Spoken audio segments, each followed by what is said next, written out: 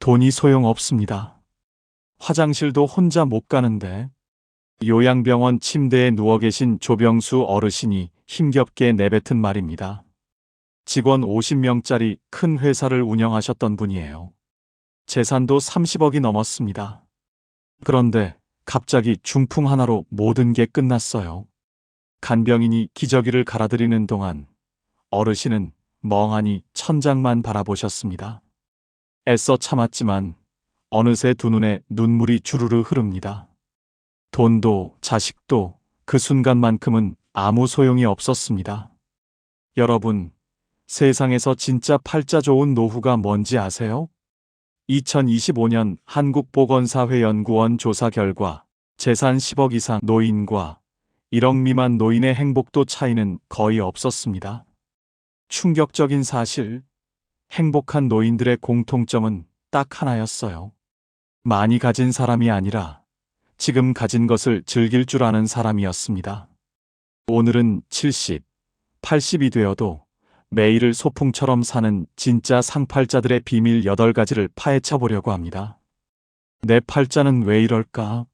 사는 게 왜 이렇게 지루하고 재미가 없을까? 고민하시는 분들은 오늘 이야기를 끝까지 들어보십시오. 이야기가 끝날 때쯤엔 여러분은 그 해답을 얻으시고 인생이 분명히 달라 보일 겁니다. 자, 팔자 좋은 사람들의 8가지 비밀, 지금 시작하겠습니다. 첫 번째, 죽을 때까지 내 집에서 사는 사람입니다. 2025년 조사에서 요양원 입소 노인의 67%가 집에 가고 싶다고 답했습니다. 10명 중 7명이 집에 가고 싶다고 해요. 왜일까요? 아무리 좋은 요양원도 집이 아닌 겁니다. 79세 김말순 할머니는 서울 변두리 15평도 안 되는 낡은 빌라에 사십니다. 지은 지 30년이 넘었어요. 벽에 곰팡이 자국도 있고 화장실 타일도 깨져 있고 여름엔 덥고 겨울엔 춥습니다. 자식들이 요양원 가시라고 몇 번이나 권유했어요. 어느 날 딸이 할머니를 모시고 요양원 견학을 갔습니다. 시설이 좋았어요. 방도 깨끗하고 식사도 나오고 운동도 시켜주고 사람들도 있었어요. 그런데 할머니는 둘러보는 내내 입을 다무셨습니다. 직원이 안내했어요. 어머님, 여기가 주무시는 방이에요. 창문도 있고 햇볕도 잘 들어요. 할머니가 방을 둘러봤어요. 조용했습니다. 여기 몇 시에 자요? 저녁 9시에 소등해요. 밥은 언제 먹어요? 아침 7시, 점심 12시, 저녁 6시에 나와요. 밤에 배고프면 간식을 드릴 수 있어요. 요청하시면 돼요. 할머니가 고개를 끄덕이셨어요. 그리고 집에 돌아와서 딸한테 말씀하셨습니다. 나 안 갈 거야. 왜요, 엄마? 거기 좋잖아요. 좋은데 내 집이 아니잖아. 밥 먹는 시간도 정해져 있고 자는 시간도 정해져 있고 거기서는 밤에 배고프면 냉장고 못 열어. 나는 집에서 밤 12시에 짜파게티 끓여 먹을 수 있어야 해. 딸이 웃었어요. 엄마 맨날 라면 드세요? 그게 중요한 게 아니잖아. 내가 하고 싶을 때 할 수 있다는 게 중요한 거지. 할머니는 결국 그 작은 빌라에서 85세까지 사시다가 어느 봄날 아침 당신이 평생 좋아하시던 베란다 의자에 앉은 채로 편안하게 돌아가셨습니다. 발견한 큰딸이 울면서 말했어요. 어머니는 평생 당신이 원하는 대로 사셨어요. 마지막까지도요. 내 집은 건물이 아닙니다. 마지막 자존심입니다. 아무리 작고 낡아도 내 명의로 된 집 한 채, 그곳에서 내가 하고 싶은 대로 살 수 있다는 것. 그게 팔자 좋은 겁니다. 두 번째, 내 몸이 내 말을 잘 듣는 사람입니다. 2025년 기준 75세 이상 노인의 38%가 일상생활 중 한 가지 이상을 타인의 도움으로 해결하고 있습니다. 10명 중 4명은 혼자 밥 먹기, 혼자 화장실 가기, 혼자 옷 입기 중 하나를 남의 손을 빌려야 한다는 겁니다. 이 통계를 들으면 어떤 생각이 드세요? 조병수 할아버지 이야기를 들려드릴게요. 할아버지는 젊었을 때 사업을 크게 하셨어요. 직원이 50명이나 되는 회사를 운영하셨습니다. 재산도 많으셨어요. 그런데 70대 중반에 중풍이 오면서 왼쪽 몸이 마비됐습니다.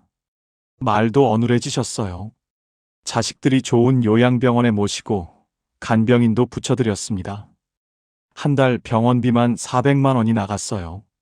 어느 날 제가 병문안을 갔더니 할아버지가 침대에 누워 계셨습니다. 간병인이 기저귀를 갈아드리고 있었어요. 할아버지는 천장을 보고 계셨습니다. 눈물이 흘렀어요. 간병인이 나가고 나서 할아버지가 힘겹게 말씀하셨어요. 돈이 소용없더라. 화장실도 혼자 못 가는데. 그 말을 듣는데 가슴이 먹먹했습니다. 평생 50명 직원 거느리던 분이 기저귀를 차고 계셨어요. 돈이 아무리 많아도 화장실을 혼자 못 가면 자존심이 무너지는 겁니다. 반면 82세 윤정순 할머니는 재산이 별로 없어요. 그런데 매일 아침 6시에 일어나서 30분씩 산책을 하십니다. 무릎도 좀 안 좋고 허리도 가끔 아프지만 지팡이 짚고 천천히 동네 한 바퀴를 도세요. 집에 와서 혼자 밥해 드시고 청소하시고 빨래하십니다. 어느 날 할머니가 말씀하셨어요. 힘들긴 한데 그래도 내 몸이 내 말을 들으니까 다행이지. 요새 내 또래들 보면 다들 누워 지내거나 휠체어 타고 다니는데 나는 비록 느려도 내 발로 걷잖아. 그게 얼마나 큰 행운인지 몰라. 할머니 눈가가 촉촉했어요. 제가 물었습니다. 할머니 건강 비결이 뭐예요? 비결은 없어. 그냥 매일 조금씩 움직이는 거야. 쉬고 싶어도 나가. 귀찮아도 나가. 몸이 굳으면 끝이니까. 건강은 있을 때 모릅니다. 잃고 나서야 그게 전부였다는 걸 알아요. 지금 당장 일어나세요. 거창한 운동 필요 없습니다. 하루 20분만 걸으세요. 그게 쌓이면 내 몸이 내 말을 듣는 시간이 길어집니다. 세 번째, 돈 걱정 없이 두 다리 뻗고 잠드는 사람입니다. 2025년 노인 빈곤 실태조사에서 충격적인 결과가 나왔습니다. 자녀에게 재산을 미리 증여한 노인의 41%가 노후 생활비 부족을 경험했습니다. 10명 중 4명이 자식한테 재산 물려줬다가 노후에 돈이 없어서 힘들었다는 겁니다. 강만수 할아버지 이야기를 들려드릴게요. 할아버지는 평생 중소기업에서 일하다 은퇴하셨어요. 재산이라곤 작은 아파트 한 채와 예금 3천만 원이 전부였습니다. 친구들 중엔 훨씬 많이 가진 사람도 있었어요. 그런데 할아버지는 늘 마음이 편안해 보이셨어요. 어느 날 제가 여쭤봤습니다. 할아버지, 노후 준비가 많이 부족하지 않으세요? 할아버지가 씩 웃으셨어요. 나 별로 가진 거 없어. 그냥 내일 먹을 쌀 걱정 안 하고 아프면 병원 갈 돈 있고 가끔 손주들 용돈 줄 수 있으면 그걸로 됐지 뭐.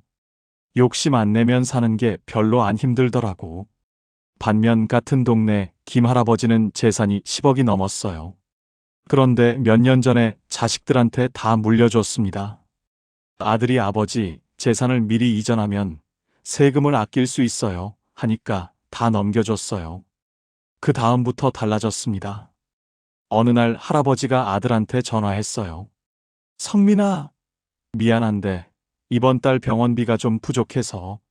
수화기 너머로 아들이 잠깐 침묵하다가 한숨을 쉬는 소리가 들렸어요. 작은 한숨이었어요. 아들은 알겠어요. 아버지 했지만 그 한숨 소리가 할아버지 귓가에 오래 남았습니다. 그날 밤 할아버지는 잠을 못 주무셨어요. 내가 너무 일찍 줬구나. 내 몫을 남겨뒀어야 했는데. 천장만 보다가 날이 밝았습니다. 자식한테 재산 물려주는 거 좋습니다. 그런데 반드시 내 몫은 남겨놓으셔야 해요. 자식한테 줄 돈보다 내가 쥐고 있을 돈이 더 중요합니다. 그게 노년의 품격입니다. 두 다리 쭉 뻗고 잠드는 것. 그게 팔자 좋은 겁니다.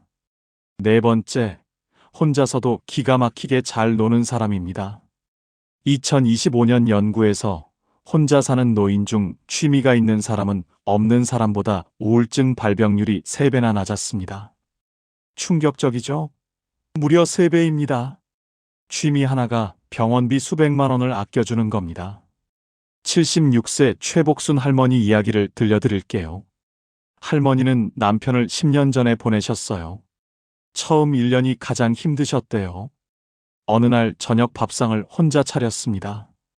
밥 한 그릇, 국 한 그릇, 김치 한 접시.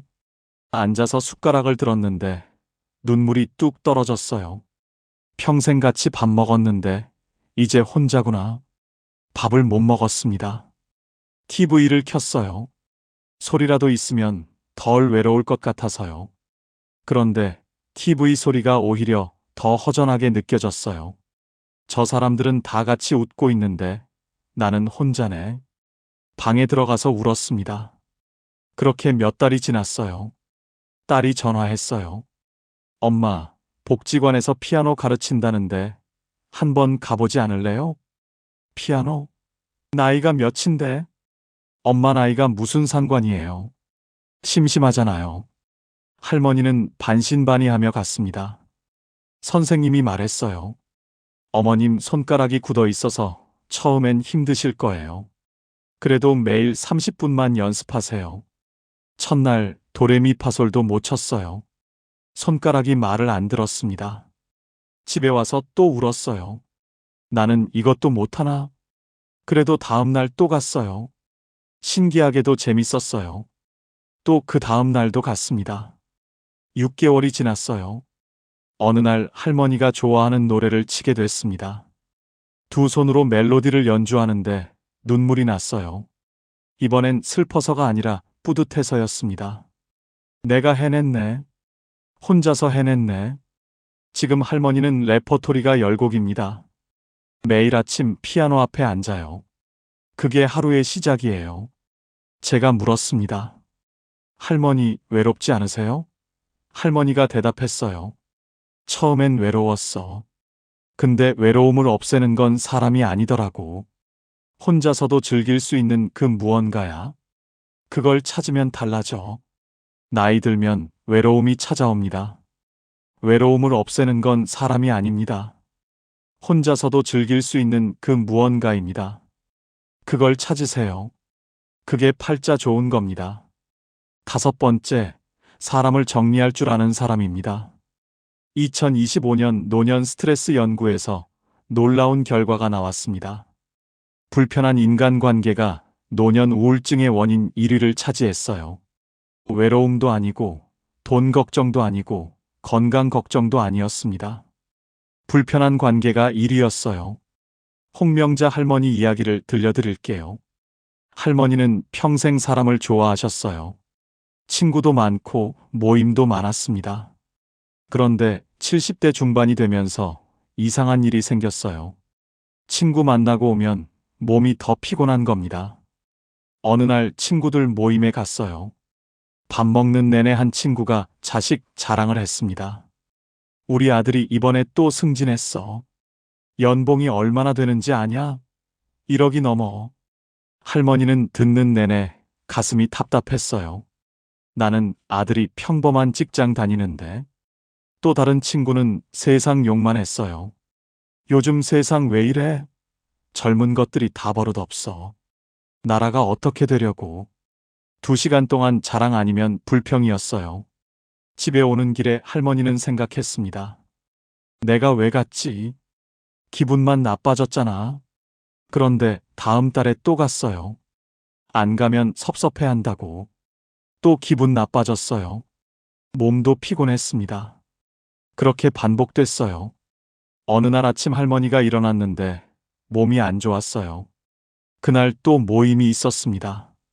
전화기를 들었다가 내려놨어요. 가야 하나. 또 들었다가 내려놨습니다. 가면 또 피곤하겠지. 결국 전화를 안 했어요. 오늘은 안 가야겠다. 안 갔습니다. 그날 하루가 편했어요. 다음 달에도 안 갔어요. 연락을 줄이기 시작했습니다. 처음엔 미안했어요. 오래 알고 지낸 사이인데. 그래도 계속 줄였어요. 6개월이 지났습니다. 할머니 얼굴이 밝아졌어요. 지금은 진짜 편한 친구 두세 명하고만 만나세요. 만나면 자랑도 없고 불평도 없어요. 그냥 편하게 이야기하고 맛있는 거 먹고 웃고 헤어집니다. 할머니가 말씀하셨어요. 나이 들면 사람이 많을수록 좋은 게 아니더라. 만나고 나서 편한 사람이 한 명이면 충분해. 그게 진짜 복이야. 싸우거나 절교 선언할 필요 없어요. 그냥 조용히 연락을 줄이면 됩니다. 자식한테 전화를 안 할수록 관계가 좋아지듯이 불편한 친구한테 연락을 안 할수록 마음이 편해집니다. 그게 팔자 좋은 겁니다. 6번째, 오늘 하루를 이유 없이 만족하는 사람입니다. 2025년 연구에서 매일 소소한 것에 감사하는 습관이 있는 노인은 그렇지 않은 노인보다 평균 수명이 7년 더 길었습니다. 정말 충격적입니다. 무려 7년입니다. 감사하는 마음 하나가 7년을 더 살게 해준다는 겁니다. 여러분, 매일 감사하는 마음으로 사셔서 다 함께 7년 더 즐겁게 사시길 응원드립니다. 78세 정봉수 할아버지 이야기를 들려드릴게요. 할아버지는 특별한 취미도 없고 큰 계획도 없으세요. 그냥 아침에 일어나서 세수하고 아침 먹고 동네 한 바퀴 걷고 점심 먹고 낮잠 자고 저녁 먹고 TV 보다가 책 조금 읽고 주무세요. 매일 똑같은 일상입니다. 그런데 이 할아버지에게는 특별한 기억이 하나 있어요. 2년 전에 오랜 친구가 암 판정을 받았습니다. 할아버지가 병문안을 갔어요. 친구가 병원 침대에 누워 있었습니다. 할아버지가 손을 잡았어요. 친구가 말했습니다. 봉수야, 나 요즘 생각하는 게 있어. 뭔데? 집에서 밥 먹는 거. 그냥 내 밥상에서 내가 먹고 싶은 거 먹고 싶어. 여기 병원 밥은 맛이 없어. 집에서 된장찌개 끓여 먹고 싶다. 할아버지는 그 말을 듣고 아무 말도 못했어요. 집에 돌아왔습니다. 저녁 밥상을 차렸어요. 된장찌개를 끓였습니다. 한술 떴는데 눈물이 났어요. 내가 지금 이 평범한 밥을 먹을 수 있다는 게 기적이구나. 그날 이후로 할아버지가 달라졌습니다. 아침에 일어나면 오늘도 살아있네 하고 혼잣말을 해요. 밥 먹으면서 오늘도 맛있네 하고 말해요. 산책하면서 오늘 날씨 정말 좋다 하고 말합니다. 아들이 놀러 왔어요. 아버지 심심하지 않으세요? 할아버지가 빙긋 웃으셨어요. 심심하긴. 근데 있잖아. 나 이 나이까지 살면서 깨달은 게 하나 있어. 특별한 일이 없다는 게 얼마나 큰 행운인지. 아프지 않고 배고프지 않고 그냥 평범하게 하루를 보낼 수 있다는 게 사실은 기적이야. 특별한 날을 기다리지 마세요. 오늘 이 평범한 하루가 나중에 가장 그리운 날이 됩니다. 그게 팔자 좋은 겁니다. 7번째, 매달 꼬박꼬박 나오는 연금이 있는 사람입니다. 2025년 기준 60대 이상 중 국민연금 수령자는 전체의 48%입니다. 절반이 넘는 노인이 연금 없이 살고 있다는 겁니다. 여러분은 어느 쪽이신가요? 박 할아버지는 평생 공무원으로 일하다 퇴직하셨어요. 매달 20일이 되면 200만 원 연금이 본인 통장으로 들어옵니다. 그 돈으로 장도 보시고 친구들 만나면 밥도 사시고 손주들 용돈도 주십니다. 아무한테도 손 벌릴 필요가 없어요. 아들이 생일에 용돈 드리려고 하면 오히려 손을 저으십니다. 됐어, 됐어. 나 연금 나와. 너나 써. 그 말 한마디에 얼마나 큰 당당함이 담겨 있는지 아세요? 반면 같은 동네 이 할아버지는 평생 자영업을 하셨는데 국민연금을 제대로 못 내셔서 연금이 없었어요. 큰아들이 매달 50만 원씩 용돈 봉투를 드렸습니다. 아들은 실은 내색 한 번 안 했어요. 그런데 할아버지는 그 봉투를 받을 때마다 목이 메었습니다. 어느 날 아들이 봉투를 드리고 나가는데 할아버지가 화장실에 들어가셨어요. 한참 있다가 나오셨는데 눈이 빨개져 있었습니다. 몰래 우신 거예요. 아들한테는 절대 내색 못 하셨어요. 내가 자식한테 짐이 됐구나. 평생 일해서 이게 뭔가. 그 50만 원을 쓰는 것도 조심스러웠어요. 몸이 아파도 병원을 미루셨습니다. 아들이 번 돈인데 병원비로 쓰면 미안하지. 연금은 단순히 생활비가 아닙니다. 자식 앞에서 당당할 수 있는 권리입니다. 지금 국민연금 납부하고 계신 분들, 절대 중간에 해지하지 마세요. 그 돈이 나중에 여러분의 당당함이 됩니다. 그게 팔자 좋은 겁니다.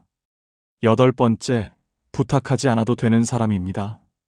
2025년 조사에서 노부모의 잦은 도움 요청이 자녀 관계 악화의 주요 원인 2위를 차지했습니다.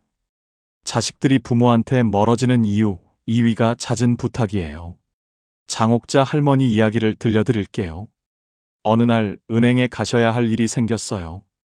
인터넷 뱅킹을 못 하시거든요. 딸한테 전화하려고 전화기를 들었습니다. 그런데 손이 멈췄어요. 애가 요즘 바쁜데. 내려놨습니다. 5분 있다가 다시 들었어요. 그래도 부탁해야 하나? 또 내려놨습니다.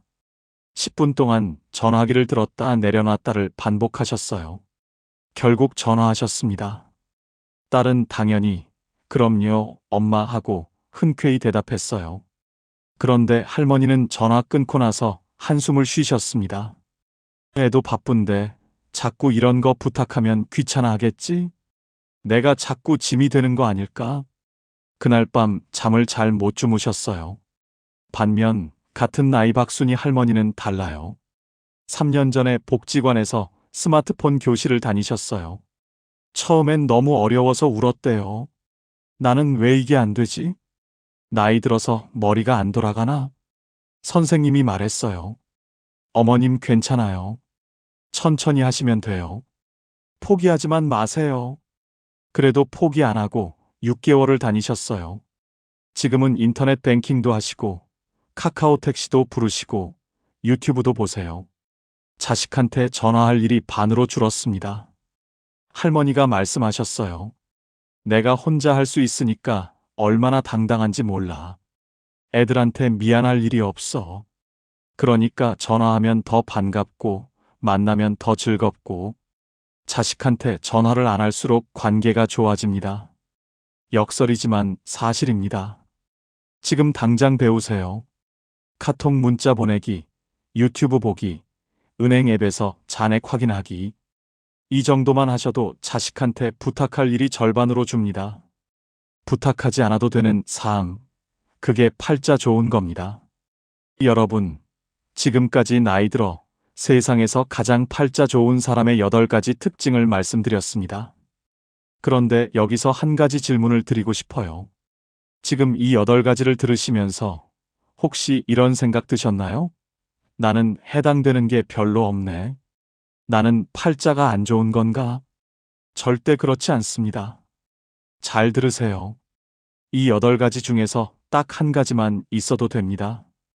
단 한 가지만요. 내 몸이 내 말을 듣거나, 두 다리 뻗고 잠들 수 있거나, 혼자서도 즐길 수 있거나, 불편한 사람 하나 정리했거나, 오늘 하루밥 한 끼 맛있게 먹었거나, 이 중에 하나라도 있으면 여러분은 이미 팔자 좋은 사람입니다. 왜냐고요? 지금 이 순간 이 영상을 보고 계신 분들 중에는 병원 침대에서 콧줄 끼고 이 영상을 못 보시는 분들도 있거든요. 지금 이 영상을 볼 수 있다는 것 자체가 이미 팔자 좋은 겁니다. 팔자는 타고나는 게 아닙니다. 오늘 하루를 어떻게 바라보느냐가 팔자를 만드는 겁니다. 어두운 방 안에서 불을 켤지 말지는 본인이 결정하는 겁니다. 스위치는 여러분 손에 있어요. 오늘 밤 잠자리에 드시기 전에 딱 한 가지만 생각해 보세요. 오늘 내가 감사할 수 있는 게 뭐가 있었지? 거창한 거 말고요. 오늘 밥 맛있게 먹었으면 그걸로 됩니다. 오늘 날씨 좋았으면 그걸로 됩니다. 오늘 이 영상 끝까지 들었으면 그걸로 됩니다. 그 한 가지를 찾는 것, 그게 팔자를 바꾸는 시작입니다. 마지막으로 딱 한 가지만 여쭤볼게요. 오늘 여러분이 감사했던 것 한 가지, 댓글로 남겨주세요. 거창하지 않아도 됩니다. 오늘 날씨 좋았다. 오늘 밥 맛있었다. 오늘 이 영상 들었다. 이것만으로도 충분합니다. 여러분의 댓글 하나가 이 영상을 보는 다른 분들에게도 큰 힘이 됩니다. 우리 함께 팔자 좋은 노후를 만들어가요. 부디 여러분의 남은 인생이 비교와 후회가 아닌 감사와 평화로 가득 채워지길 진심으로 바랍니다. 지금까지 황금 노후였습니다. 감사합니다.